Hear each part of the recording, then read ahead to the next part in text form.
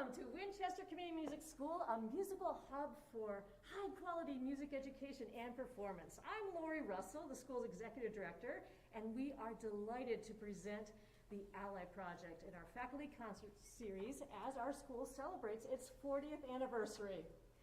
This concert is being very safe and carefully produced right here in Nichols Hall in our beautiful Home for Music here in Winchester, Massachusetts, in front of a live audience. Woo! Yeah! And we wouldn't be able to produce these wonderful concerts without the generous support from our lead sponsors, Don Foote Contracting, John Moriarty and Associates, the Winchester Cooperative Bank, Bookends, and Salt Marsh Insurance. How about a big round of applause for our wonderful corporate sponsors? Thank you. And now, it gives me great pleasure to welcome to the stage WCMS faculty member and jazz pianist, Jonathan Fagan. Medford poet laureate, Terry E. Carter. And wonderful bassist, Greg Toro, and drummer, John Dalton. Take it away, guys. Enjoy the show. A hearty thank you to Laurie Russell and Sarah Tatel-Schwint and Ben Bourgeois for putting this evening together and for being so gracious and accommodating us. So Jonathan, John, and more recently Greg and I have been exploring the notion of allyship in the face of racial intolerance and social injustices for a while now. And we've come to the conclusion that it's about commitment, hard work, and a real desire to get to know one another, to walk a bit in each other's shoes. So that's what tonight is all about. It's a chance for the Winchester Community Music School family to experience some hidden history, explore some new perspectives, and walk a bit in shoes other than your own. To get started, we're going to take you to a neighboring community with which you share some common bonds and some very different realities. Our first selection is called Hard by the Mystic.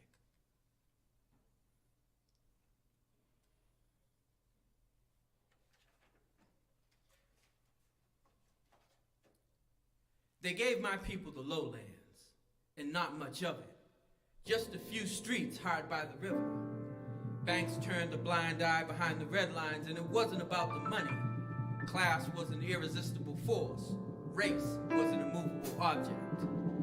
Perhaps it wasn't the written rule, but white folks knew the legal tool to keep us in our place in this Mystic Valley space where slaves and rum and ships had built some mansions, made some millionaires, and hid some old money. So it was hard by the Mystic we went, muddy and a bit turned down, the only place where one could be brown in this ancient Middlesex County town. But we named it, we claimed it, we made it our own. Even in the heat of summer, when the shores were parched and the soil was rank with the decay of aquatic alchemy, we were one with the river. We followed its flow to the lakes and sandy beachfront. Like our own Jordan Shore, we baptized and blessed our brothers and sisters in Christ. We caught the little fishes to go with our loaves of bread and became the teeming multitude who our Lord Jesus fed, hard by the mystic. We became community. We commanded unity. We embraced the village and raised up our children in the way they should go. As the river ebbs and flows, the tides will turn and our fortune grows. A few more streets become our home. Houses on Sharon join kin on Jerome. From Duggar Park to the railroad tracks, the landed folk make more room for blacks. The color line recedes a bit. Church and school in the center sit. The Ville becomes the heart of it, hard by the mystic shore. Now the worm has surely turned, and folks who left have surely learned things couldn't stay the same. The muddy mystic most days is clean. The banks are freshly cut and green. Faces once distinctly brown are not the only ones in town. These streets that once were our confines must now embrace what gentry defines. Condominium culture, bedroom convenience, university sprawl, access, egress, excess, and largesse. Now those lowlands have become the highlights of a trending city, and sometimes that success isn't pretty when it's at the expense of your black and brown and tan family.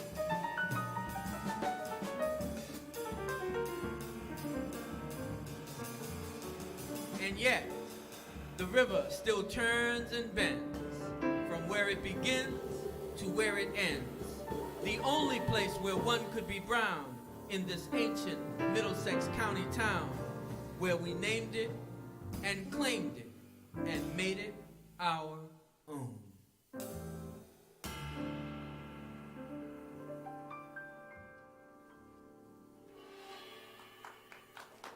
Thank you. Thank you very much.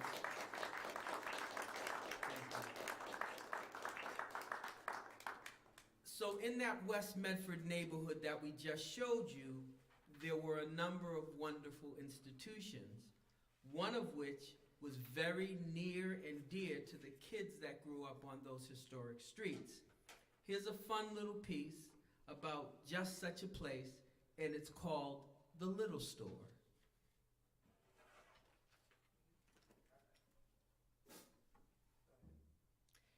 It was a tiny red hovel on Upper Jerome, a bit run down and rough around the edges. And Mr. Henry seemed so old to us even then, with a lot of whiskers, impatient and a little scary. One would suspect that he didn't even like kids, but he really must have loved us. Or else, where did all that penny candy come from? No, seriously, he had it all. We'd bust in there with a few nickels or a handful of pennies, all loud and unruly. He'd hush us up while he finished up with grown folks' business. Then he'd be back in that shack, like a black Willy Wonka. He'd peer over them old horn-rimmed glasses and tell us he didn't have all day.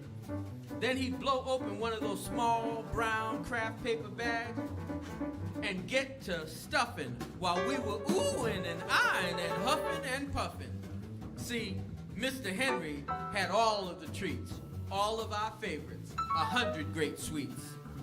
Root beer barrels and pixie sticks, squirrel nut zippers and banana splits, green mint juleps and button strips, red licorice ropes and bottle nips. He had Bazooka Joe bubble gum and a tiny sucker called a Dum Dum, jar breakers and Tootsie Rolls, sugary love for little kid souls. Candy necklaces to wear and bite, and waxy red lips were such a sight. Fat gum cigars and kid cigarettes, right beside the crunchy sixlets. Mary Jane Chewies and BB bats, hot fireballs and Mexican hats, just the genuine Hershey's Kisses. All of the hits and none of the misses. Like Kit, Taffy Squares and Necco wafers, Liquor Maid and Boston baked beans. Gold rocks, nuggets of gum in a bag, a kid's idea of sweet tooth swag. From cold January to chilly December, lit more kinds of candy than I can remember. At the Ville store front on Upper Jerome, I knew I had to write this poem. See, Mr. Henry had all of the treats, 100 great sweets.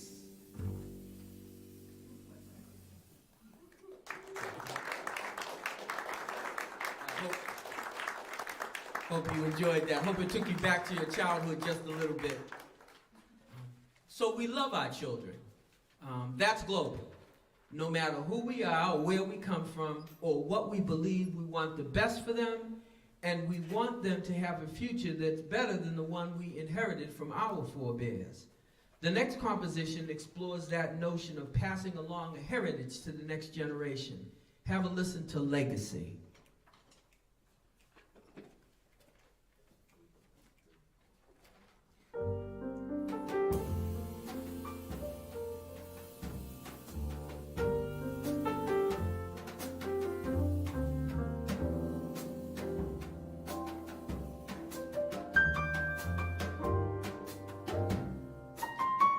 It's not for you to tell your own story. That is the burden of your children. They must shoulder this yoke with love and loyalty. And yet, you have not gathered them up and bid them sit before the campfires of their elders. You have not seasoned their meals with the spice of their identity and the savor of their names. How will they learn to walk the walk and talk the talk? How will they learn to tell your stories even as they live out their own? Sons and daughters and heirs, if you didn't smell the burning ash or feel the warmth of the flame on your neck, you don't know. If you didn't revel in the growl of the griot's earthly reply, or the trill of the mockingbird's cry, you don't know. If mama was too tired and daddy too long gone to carry the wood, light the spark, and stoke the flames, you don't know. And until the lion cub knows how to tell the pride stories, the hunters will always tell them first.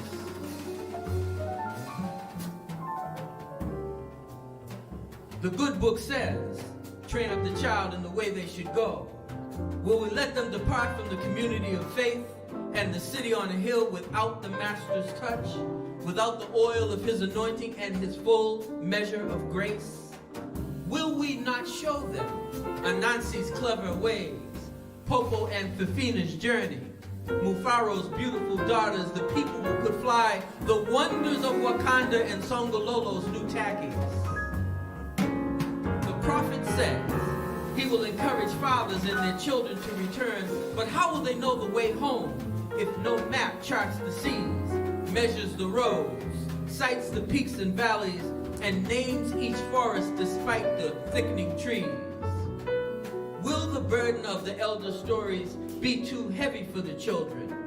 Will they care to carry? Will they dare to tarry?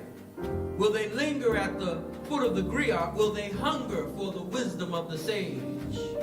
We must put them on this page, where hard work earns the man his wage, where power is measured by God's own gauge, where miracles scoff at the wand of a mage. We must share with them the truth that is loyal and fierce like Naomi and Ruth, that doesn't wait for the confessional booth, that has the bite of the panther's tooth.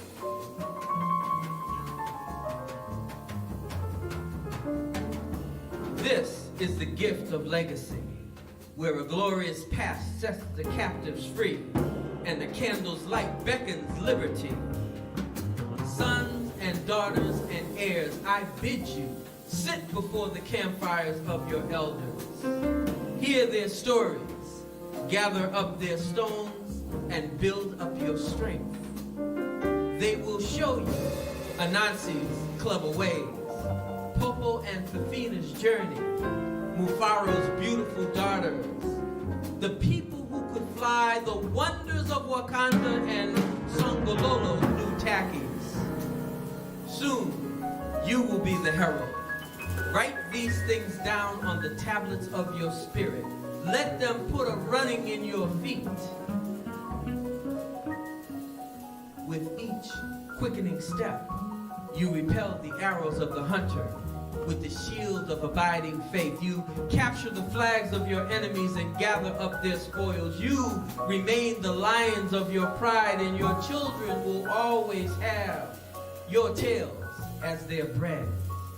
You will never abandon the community of faith, though you build 1,000 cities on a hill, drawing wondrous strength from the master's touch, and the oil of his anointing fills your jars of clay with his grace.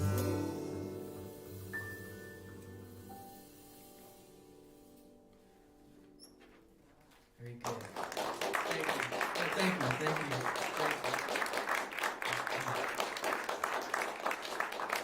Greg Toro, John Dalton, Jonathan Fagan. Okay, so let's pivot forward just a bit to look at some of the stress that historic neighborhoods of color, like the one I came from, are experiencing as new folks look longingly at the location, space, and amenities that didn't exist in those places when they were first left to the groups that inhabited them. The title says a lot. He is gentrified.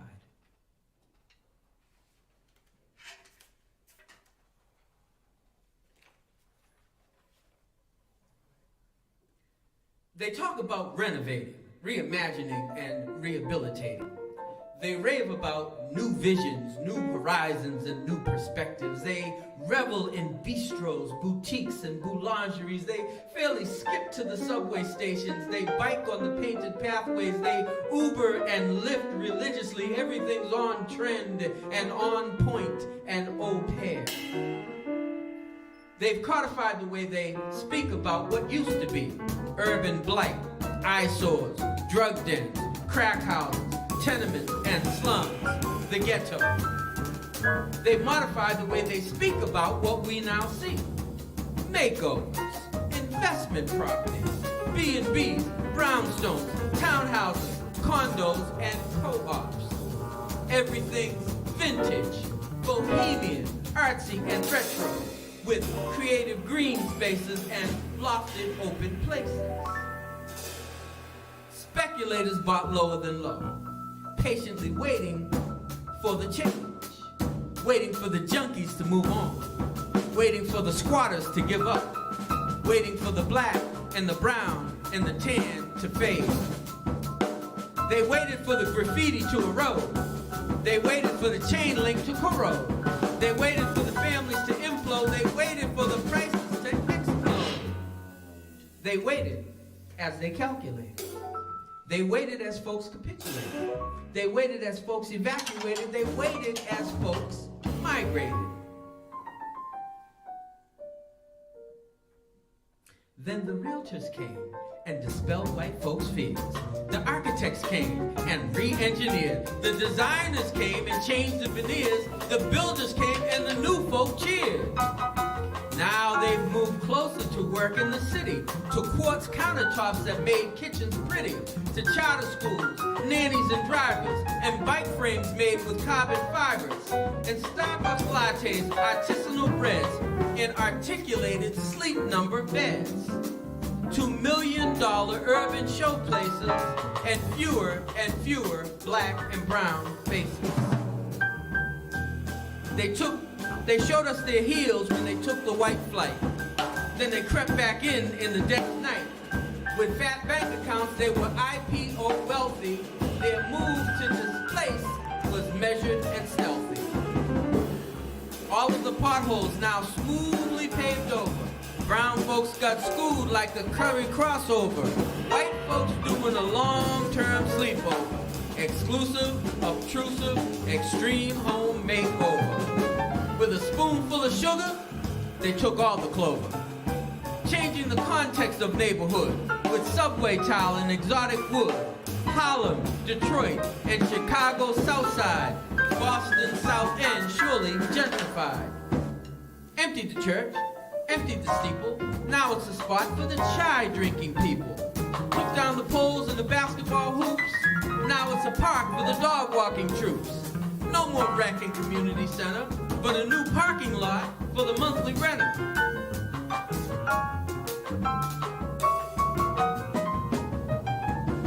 Some folks hang on, but the die is cast. The fire consumes and the torch has been passed. Invisible lines are drawn again, and the people can't buy when the banks won't lend. Some folks keep their roots in the ground, but the waiting game is deep and profound. The tour of the streets noting history, yet what they want is no mystery.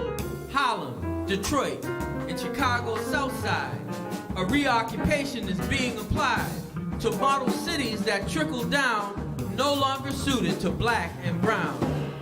The urban sprawl that used to be the only homes we got to see is now the place for growing infusion, is now the space that the gentry is choosing.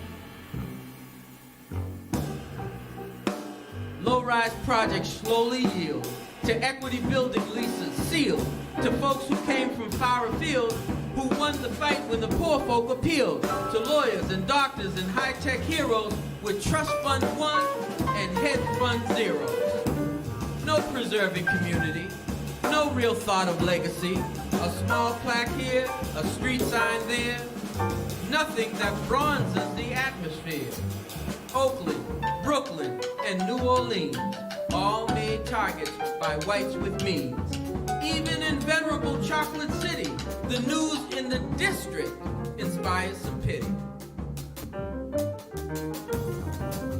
Killing the concept of neighborhood in ways they've never understood. And now we witness the slow, painful slide as the village we built becomes gentrified.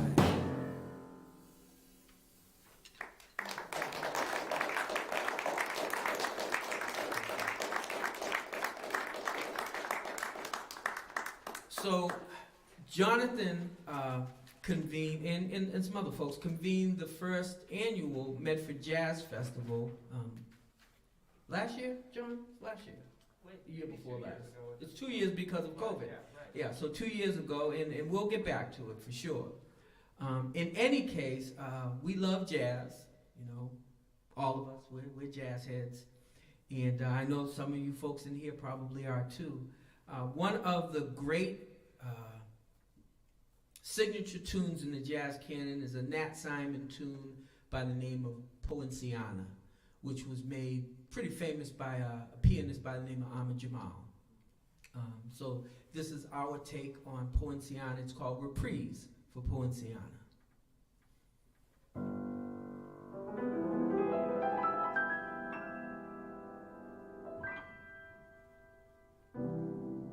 Perfect a fantasy in black and tan, between the Savoy Ballroom and a Paris can-can.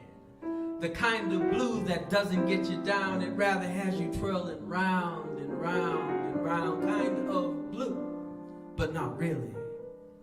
Like a conversation between Miles and Q in a smoke-filled corner, just those two talking about the music round midnight. Miles and that miraculous horn, all gravel voice and full of scorn, asking Q, what made you feel like doing stuff like that? Jazz finds justice in the majesty of the blues. Take 5 to wonder and you'll know that this is true. Deep and delicious all over, pondered passionately in pianissimo, keeping standard time.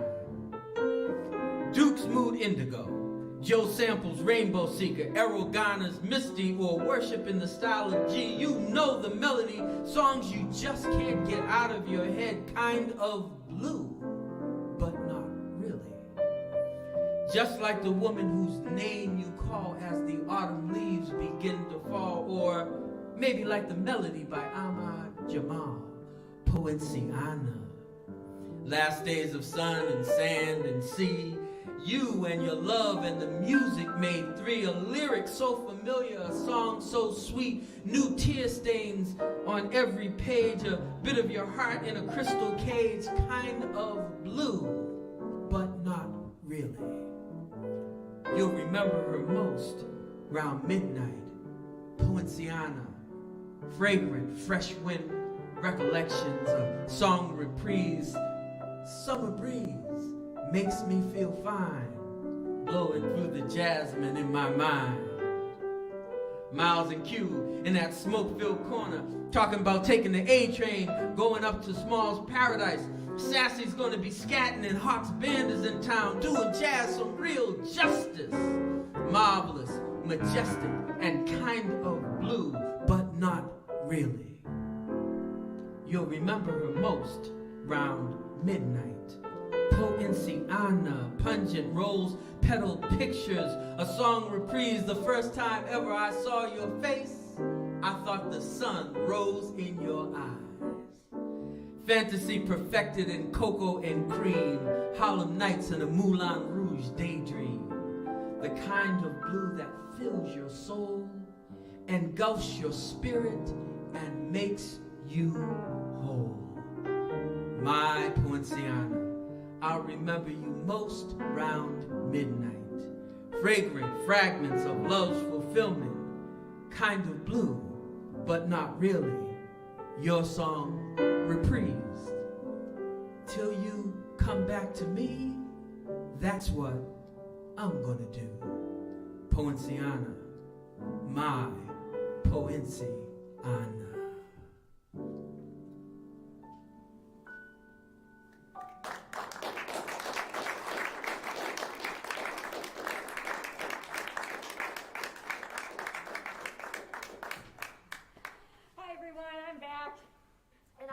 Like me, you are loving this concert with Terry's powerful words, supported by Jonathan's just creative compositions. Thank you so much. It's beautiful. And here at the Winchester Community Music School, you can see that our faculty are exceptional teaching artists, but also wonderful performers. And if you're enjoying tonight's concert, I invite you to support the work that our nonprofit community music school does by scanning the QR code in the corner of your screen or on the back of your programs tonight, or you can visit us on our website at winchestermusic.org. Your gift can help provide financial assistance for students in need. It can support our breadth and depth of programming here at the school, or helps us produce concerts just like the one that you're watching right now. Music can help align and heal a community. I invite you to support this wonderful work that we do here at our school. Donate now. Thank you so much for your generosity. And now, on with the show. Thank you, Laurie.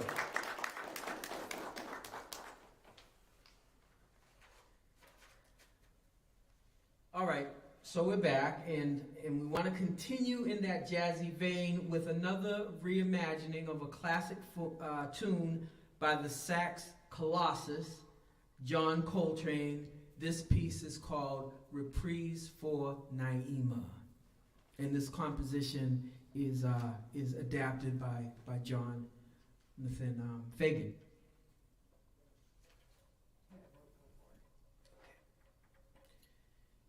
He would blow this note in the midnight air.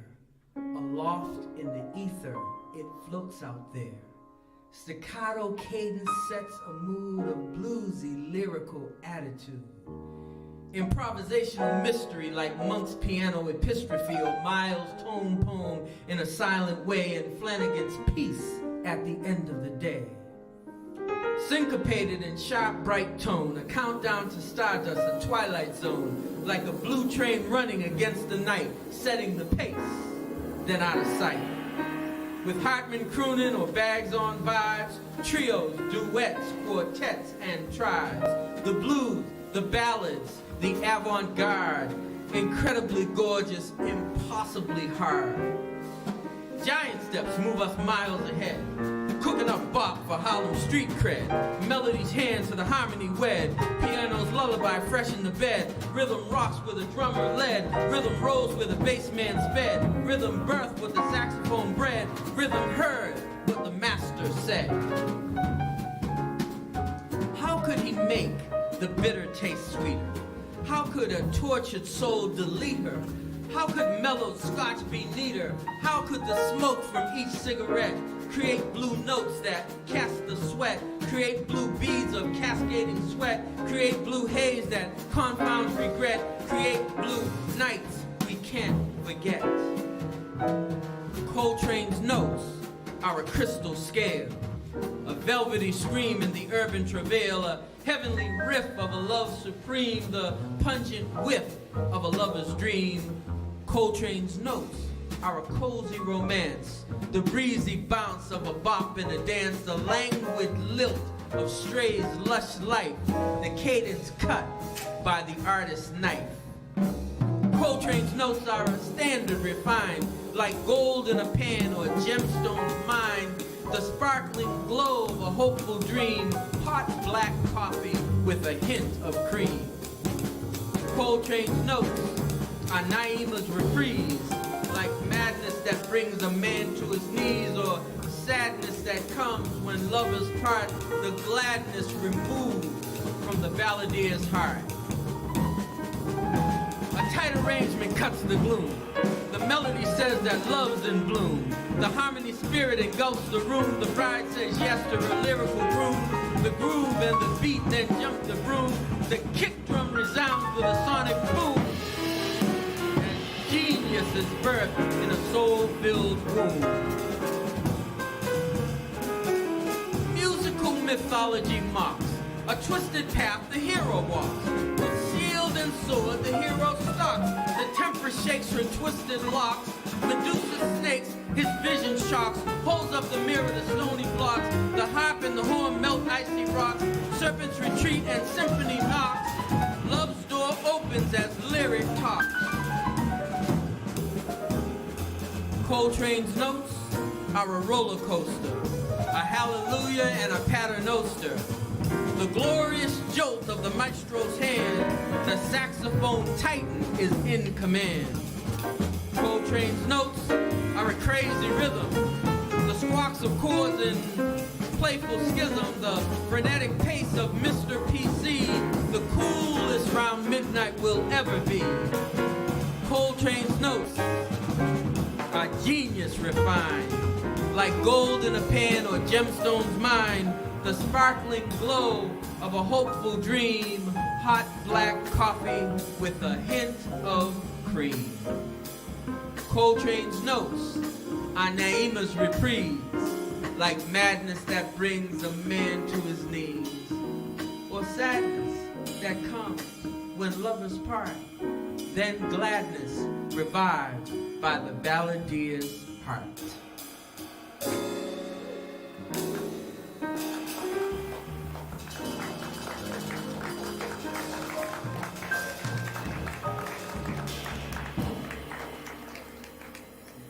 Thank you very much. So many years ago, when the historic, African American community of West Medford, real close to here, was still coalescing, we were joined by black folk and families from a number of neighboring towns. Cambridge, Somerville, Boston, Malden, Everett, and yes, Winchester. One of the wonderful women who moved to our town from yours was Dorothy Elizabeth Tucker, who always reminded us that Winchester had a small but proud enclave of black folk in its early history too. Dorothy Elizabeth passed away a few years ago, just shy of being 100. This piece was written to share at her homegoing celebration. Here's Queen of the Village.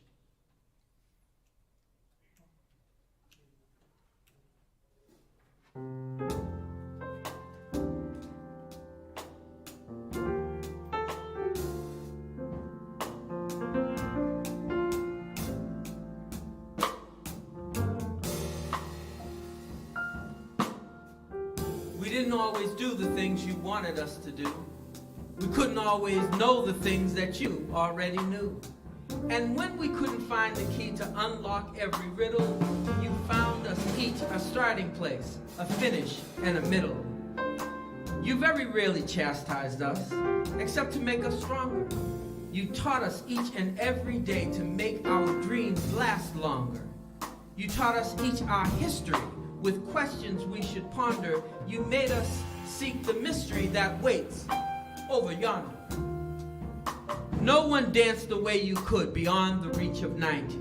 The way you let the music move you, bubbling brown and shining. Here, among the many friends you touched most every day, no one dares deny the love you shared along the way. The truth that you revealed with every poem and every story reminded us how this neighborhood was graced by God's own glory. You wanted nothing more than for us to all live in peace, and prayed with us to find the ways for anger just to cease. You pray sometimes for God's great might. You'd meditate for special insight.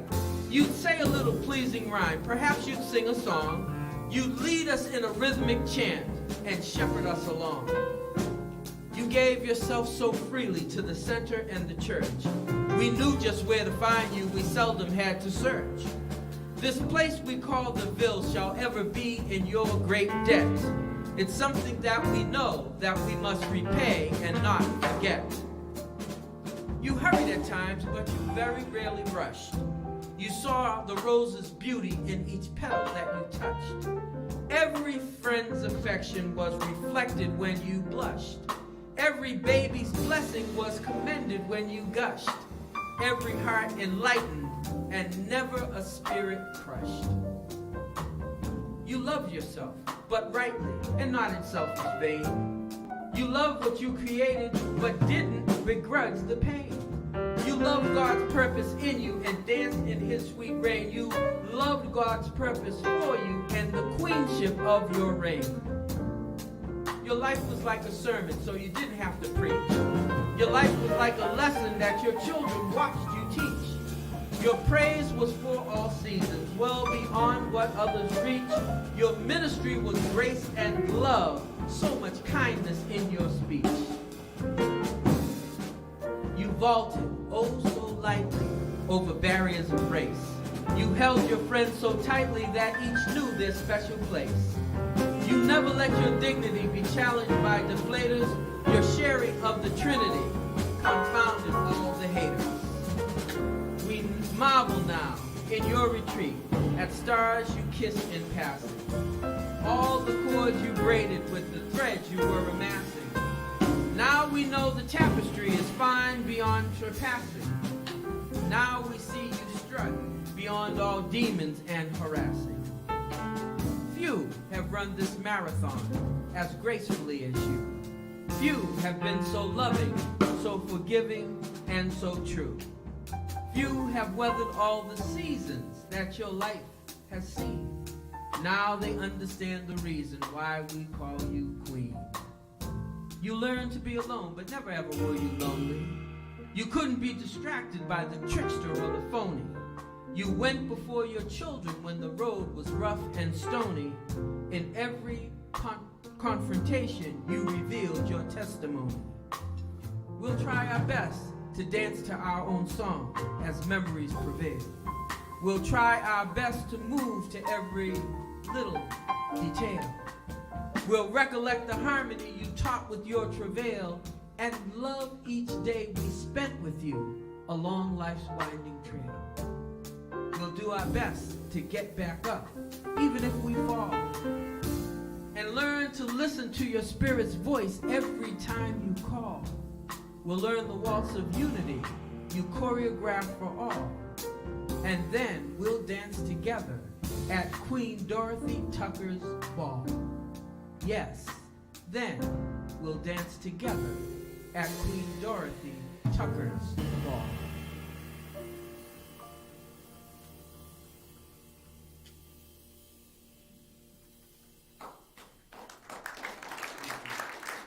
Thank you.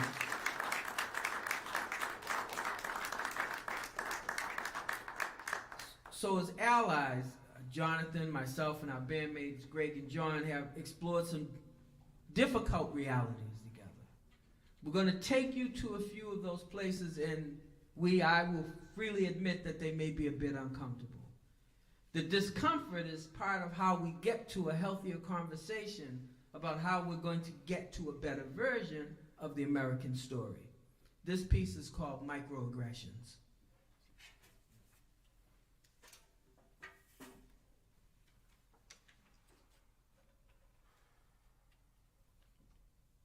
You'll never know what this feels like. 24/7, 365, 366 in a leap year, and it's definitely a black thing. Why? I'm so glad you asked. You call the police on us like you're calling a building manager to come unclog your toilet, because you can. The skin you're in says, I win. We can't ever be too loud. We can't ever be too educated. We can't ever be too proud. We can't ever be too dedicated. Nobody follows you around in Nordstrom just because. Nobody asks for your ID on campus just because. Nobody frisks and cuffs you without provocation just because. Just because of the skin you're in. You can never be too loud. You can never be too educated. You can never be too proud. You can never be too dedicated. We live with this every day. We deal with this every day. We're mindful of this every day. We're stressed by this every day. You've never walked a mile in these shoes. You can't feel how much these shoes pinch my toes. You can't feel the tightness and discomfort in every step I have to take in a whitewashed world. But why?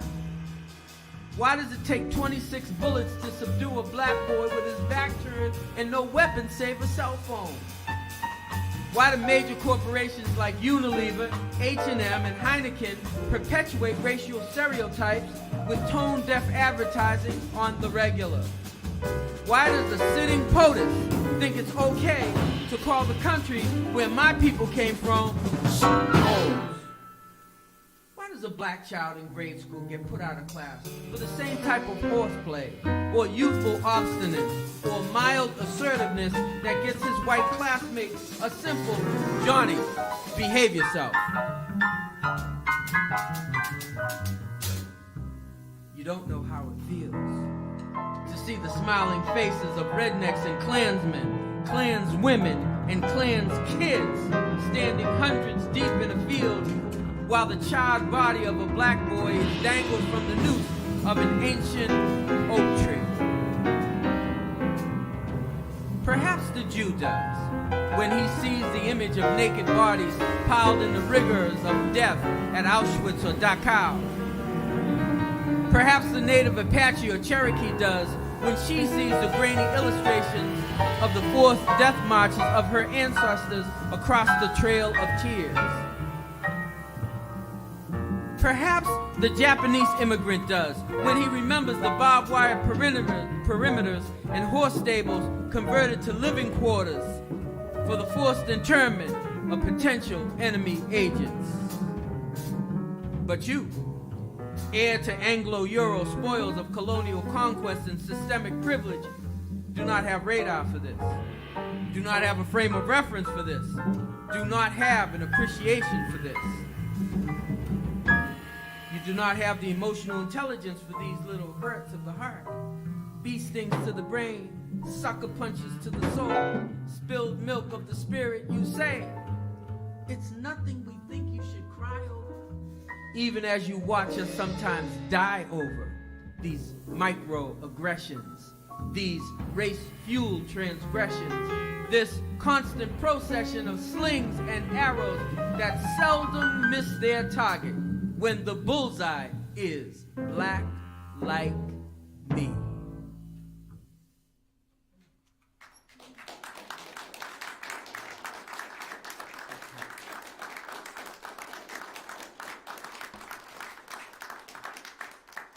So, I sometimes, kind of get into conversations with folks when I, have recited a piece and they'll say to me, man, you sound so angry. Why are you so angry? Like that Angry Birds commercial, the birds are flying into the house and, why are those birds so angry? I'm really not. I'm really not. I'm just, as poets for centuries untold have had to do, trying to expose the truths of society so that folks can understand them when they won't understand them in any other format or way that they're being told. So understand, I'm not angry, but some of this stuff is real difficult. It's been difficult for us for a long time, and we're just coming to the reality that if we don't talk about, we're never going to get by it. So that's the conversation that we're having.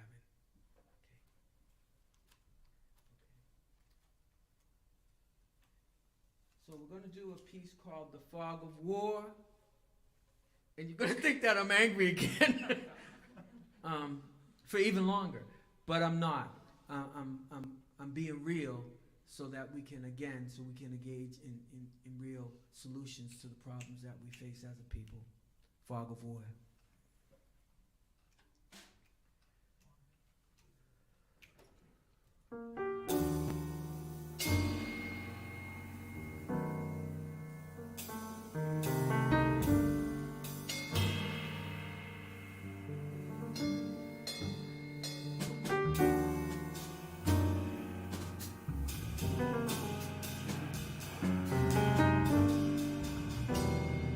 We can't even measure our lives by the decades, by the years, by the months, by the weeks, by the days, by the hours, and by the minutes. We now have to measure our lives by the haters, by the trials, by the bigots, by the racists, by the instigators, by the victims, and by the killers.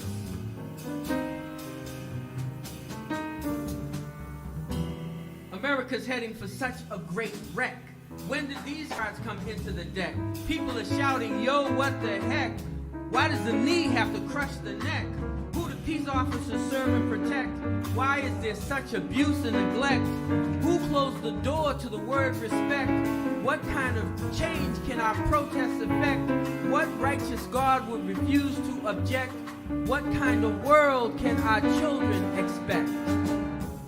Have we yet again become the poets, prophetic hogs, penned up ingloriously, hemmed up laboriously, hunted down injuriously, shouted down most furiously, delayed most notoriously, denied most victoriously? These are the decades of new death. These are the years of new yokes. These are the months of new menace. These are the weeks of new worry. These are the days of new demons. These are the hours of new horror. These are the moments of new mayhem. How can a nation be so off course? All of our progress now in reverse. MLK's dream in a funeral hearse. Don't call a doctor, don't need a nurse. The aim is to kill and they always shoot first. The signs all point to it getting worse. More mayhem than a voodoo curse. Not enough coin in the federal purse, but the corporate coffers, they will reimburse. You beckon our poor and disenfranchised to hate, castigate, and agitate our poor and disenfranchised, when they really should be won through the fog of war on the poor. You bewitch your middle class with envy, scorn, and disgust about our middle class and their so-called entitlements, when in reality, your women and your children and your families have benefited far more from government subsidy. You've cheated charity and broken philanthropy in more ways than there are days. Meanwhile, you turn vast sums of American wealth and tax day dodges toward campaigns of marginalization, suppression, and exclusion. We can't even afford to imagine plowshares and picket fences. We can't even try to envision growing old and comfortable together. We can't even begin to talk legacy and heritage with our children and our children's children.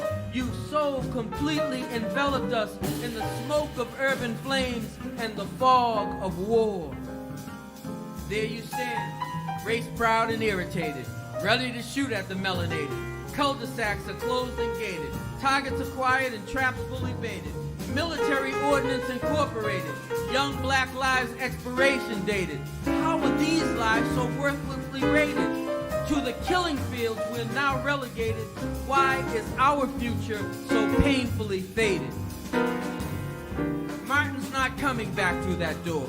We don't have that kind of king anymore, who lowers the ceiling and raises the floor, who pulls down these walls and empowers the poor. How many times must we protest and prove, assemble, invoke, and begin then to move? We find ourselves back in that late 60s groove. Is this a path that can ever be smooth?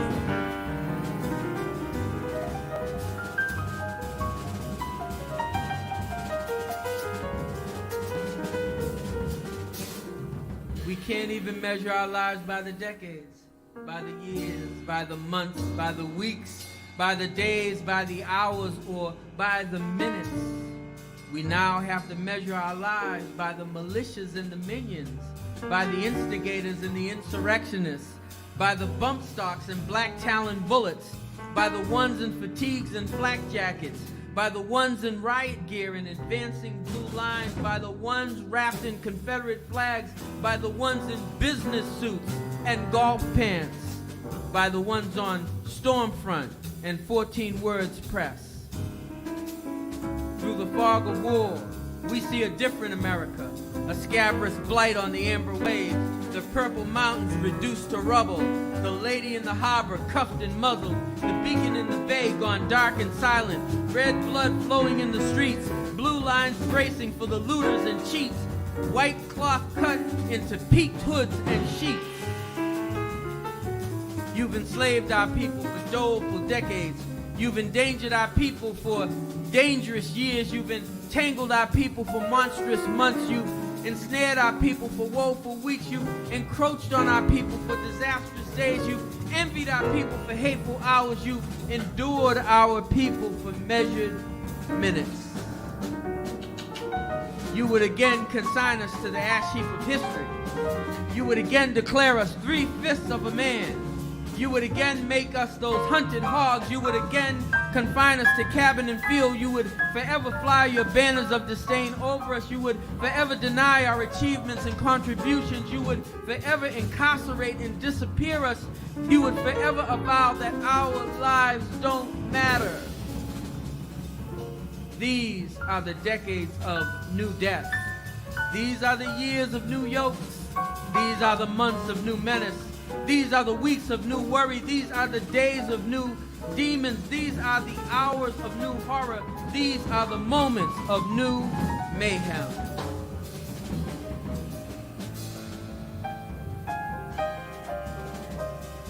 Still, even through the fog of war, we see a different America, a marvelous light at the end of the tunnel. The purple mountains redolent with hope and mercy. The lady in the harbor released and renewed.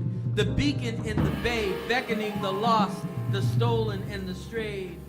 Red blood flowing through a unified heart. Blue lines embracing a true call to serve and protect. White cloth sewn into choir robes and kitchen curtains. We are not afraid. We will not be cowed. We will not be silent. God is on our side. Justice will roll down like waters. Righteousness like an ever-flowing stream. If we must die, it will not be as hogs to the slaughter. We will stand together with our friends from across the rainbow span. We too are Americans. We shall overcome.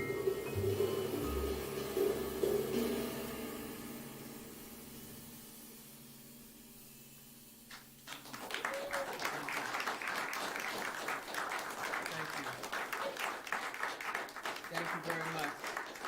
Thank you. So,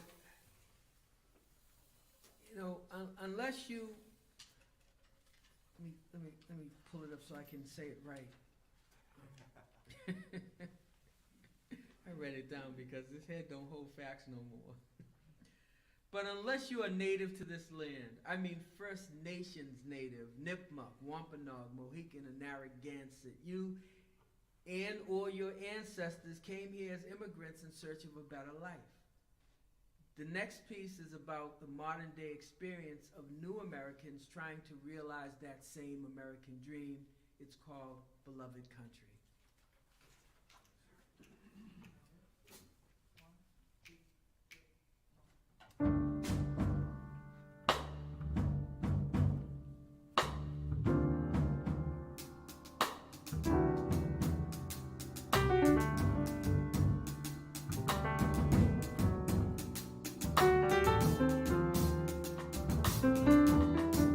I can love this country too.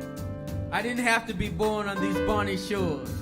I didn't have to be a son of the Pennacook, Quinnipiac, or Mohican. I didn't have to have a Pilgrim pedigree or be a Connecticut Yankee from King Arthur's court. I can be the Dahomian, the Pole, or the child of Caribbean suns and Amazon shade. I can love this country too. My green card was a welcome ticket to a new life in a new land. My passport was stamped with new hopes and new dreams. My suitcase was packed full with new aspirations and some apprehensions too. Perhaps I didn't see the harbor sign that said, Give me your tired, your poor, your huddled masses yearning to breathe free. The wretched refuge of your teeming shore. Send these, the homeless tempest-tossed to me. I lift my lamp beside the golden door. Perhaps I didn't see the lady in the lamp, but I did see the gleaming city on a hill that couldn't be hid, and my soul responded. I can love this country too. I can love its rocky mountains and its rolling meadows. I can love its gospel songs and its crazy rhythms. I can love its asphalt highways and its born-to-run boss. I can love its teeming ghetto and its urban sprawl. I can love its old spires, new minarets, and golden menorahs.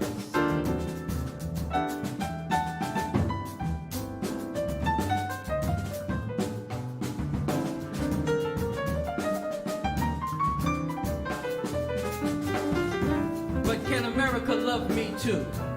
Can she love my curry spices, roti and oxtails? Can she love my hijab and henna tattoos? Can she love my Hajj, my Mecca, my Medina?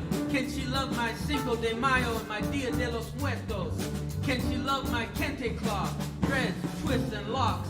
Can she love the skin I'm in, be it ebony, ivory, dulce de leche, or cafe au lait? Can she love me by name, Shekinah Glory, Muhammad bin Saeed, Anastasia Kozov, Cleophas Dorsey, or Claudia Gonzalez? Can she love me by name? And what if I am among those huddled masses and that wretched refuge, or that homeless tempest-tossed? Will she continue to lift her lamp, or do war and rumors of war, IEDs, sleeper cells, and faith distortions make me a pariah to be eliminated, a scourge to be annihilated, and a plague to be exterminated? I come in peace.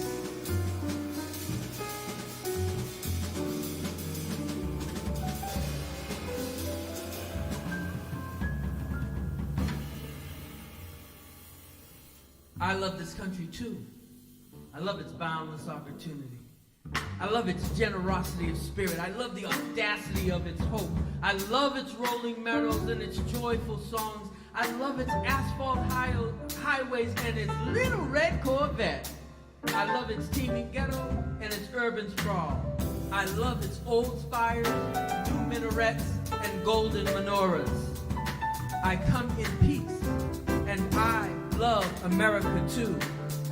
I come in peace, and I love America too.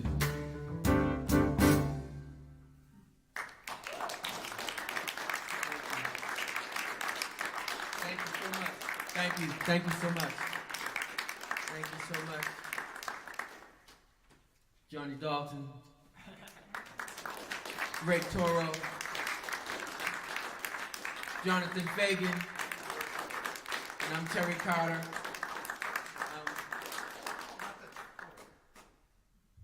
Not to steal Terry's microphone, he's the orator, not me. But just again, another thanks, huge thanks to the Winchester Community Music School, to Laurie Russell and Sarah Schwint for really working with us the entire time to really tailor this program to this community. So another round of applause for them, I think, is in order.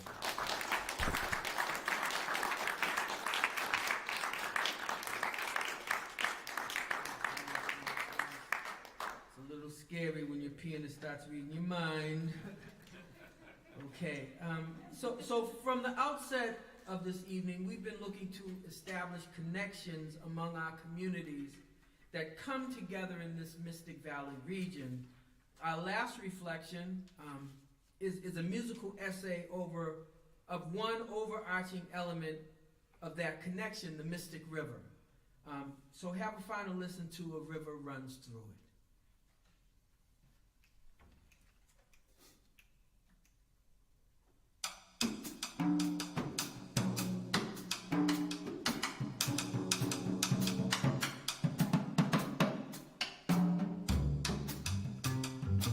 Our valley is a place of legacy, monuments of wood and bronze and stone, stories that we tell and make our own, colonial towns that stand the test of time, old graveyards that reckon our lost crime, thoughts that bring a poet to a rhyme, and a river runs through it.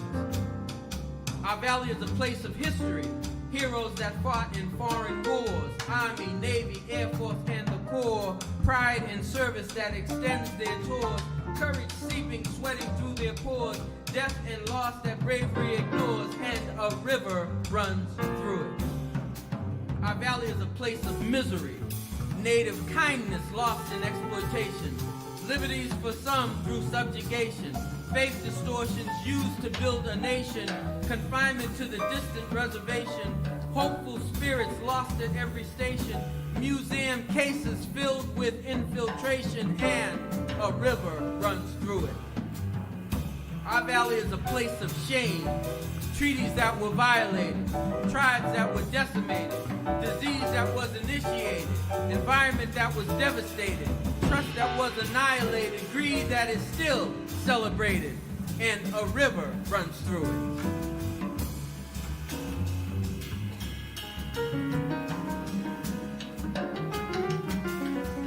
Our valley is a place of industry.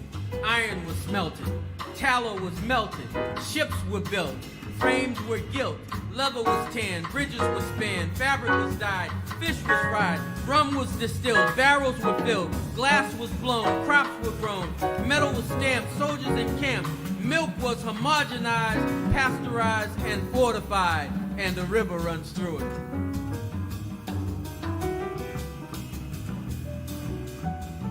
Our valley is a place of injury.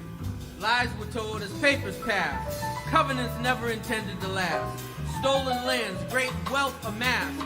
Rampant corruption now put on blast. How did it get so bad so fast?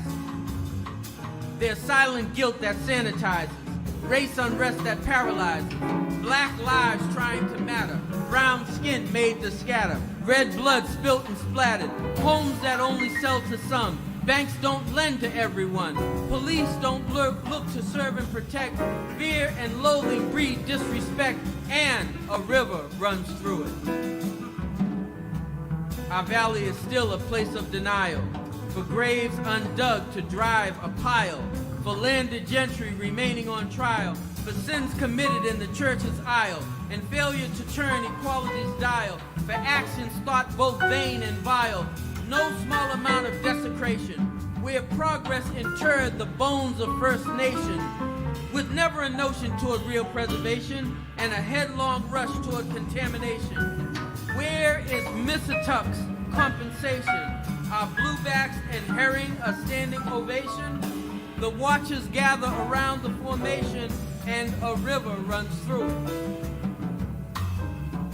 Our valley is a place of nativity. Indigenous braves or slaves in captivity, immigrant enclaves and exclusivity, a treacherous path to beloved community.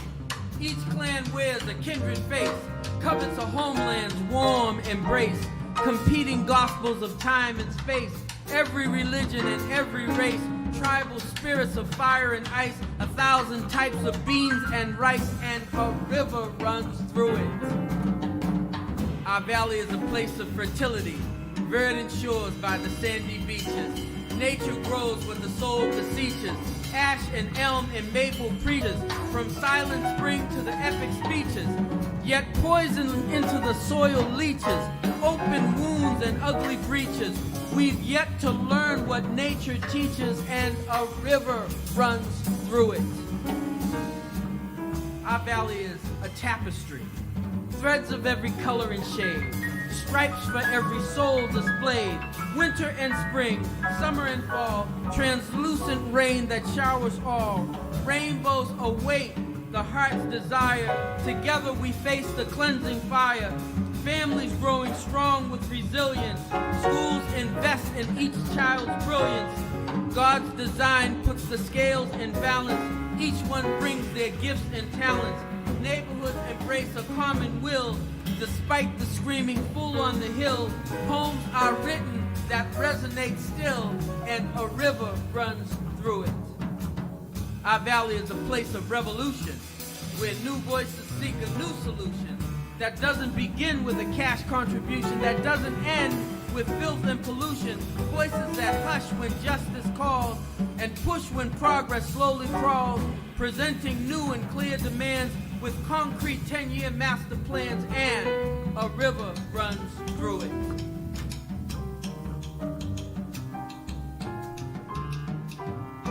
Our valley is a place of revelation, where cooperative folks' efforts to rebuild make the local folk join the highly skilled to reclaim, rebrand, and re-engineer with the local folk who volunteer to pluck the refuge from marsh and shore with only the thought to refresh and restore. So future folks embrace and explore, and the river runs through it. Our valley is a place of vibrancy that takes great pride in its energy, that seeks out moments of synergy, that wraps its mottos in honesty, that guards its resources zealously, that seeks its level with urgency, and a river runs through it. Our place, our valley, is a place of true rebirth as we try to protect this precious earth, where good people meet to set things right, and the cleanup ensues through the waning light. And then the party takes over the night, and the food and the music is out of sight. We gather with our kin at the farther shore and labor together to open the door, and a river runs through it.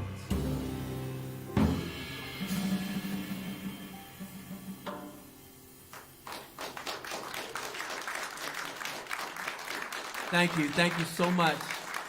Thank you. John Dalton, Gregory Toro, Jonathan Fagan, and I'm Terry Carter.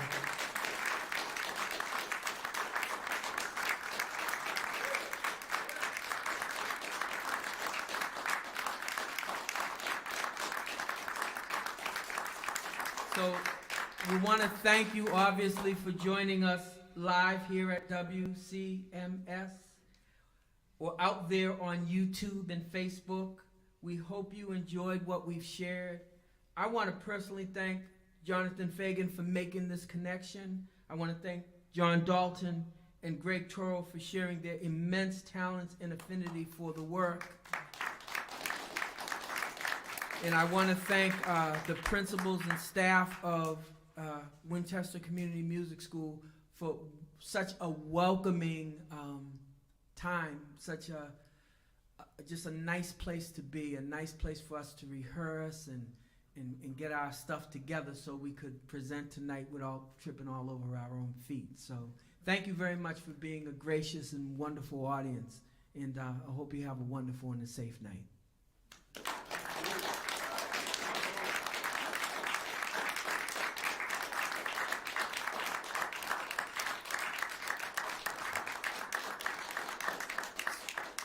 So at the risk of tooting my own horn, I have written a few books, 5 in total. I have some of them with me here if you're interested at all in reading some more poetry.